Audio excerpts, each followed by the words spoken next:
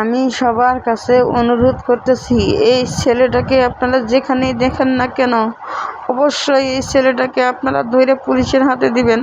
কারণ এই ছেলেটা আমার ঘরে থেকে অনেকগুলো গয়না, আমার 2 লাখ টাকা এগুলো সব কিছু নিয়ে পালিয়ে গেছে। ইনি হিন্দু ছিল, এখন মুসলমান হয়েছে। মুসলমান একটা মেয়েকে বিয়ে করে তার সাথে প্রতারণ করে আজকে ওই আমাদেরকে ছেড়ে চলে গেছে।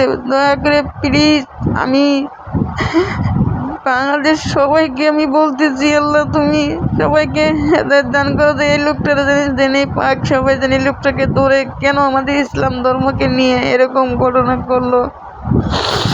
আমি আরো অনেক ভালোবাসতাম, আজকে আমি মৃত্যুর লাগা লড়াই করতেছি, কিন্তু ওই একটা বড় আমার দিকে তাকাইয়া দেখতেছে না।